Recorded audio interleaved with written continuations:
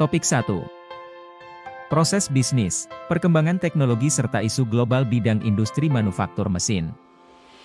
Kali ini kita akan membahas terkait subtopik 1.1, yaitu proses bisnis dan perancangan produk, desain FOX. Selanjutnya terkait perancangan produk desain 4X. Proses perancangan produk merupakan cara untuk menghasilkan sejumlah barang dari suatu industri.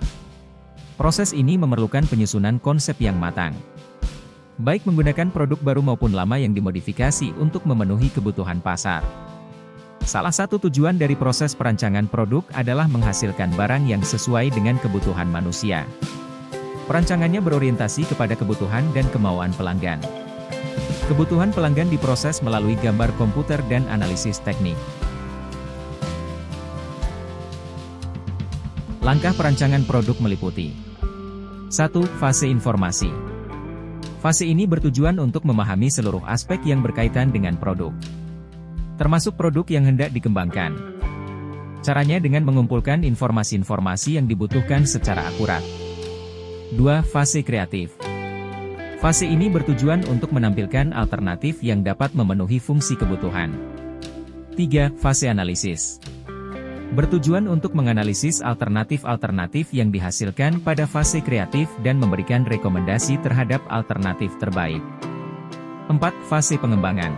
Bertujuan memilih salah satu alternatif tunggal dari beberapa alternatif yang ada, atau merupakan alternatif terbaik dan merupakan keluaran, output, dari fase analisis. 5. Fase presentasi. Bertujuan untuk mengomunikasikan secara baik dan menarik hasil pengembangan produk yang diinginkan. Tujuannya untuk memenuhi kebutuhan pasar atau dilatar belakangi oleh dorongan inovasi teknologi.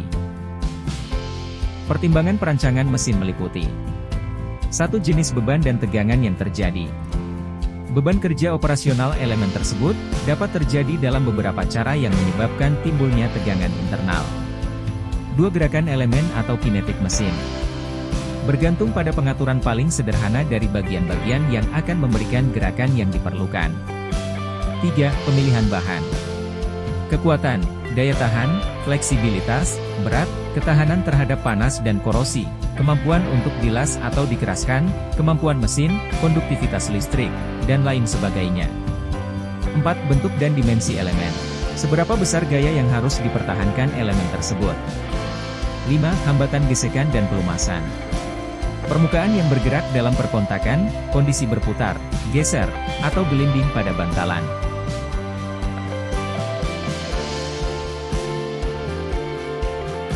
6. Kenyamanan dan ekonomis. Ekonomis operasional dari mesin yang akan digunakan untuk produksi. 7. Penggunaan suku cadang standar. Suku cadang standar harus digunakan bila memungkinkan. 8. Keamanan operasional. Ketersediaan perangkat keselamatan yang tidak boleh mengganggu pengoperasian mesin. 9. Fasilitas bengkel. Perekayasa harus menyediakan fasilitas dengan keterbatasan bengkel.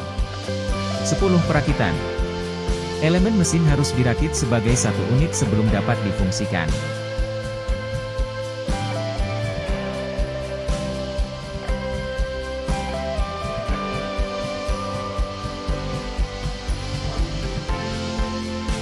Selamat! Bapak, Ibu, telah selesai mempelajari materi subtopik perancangan desain.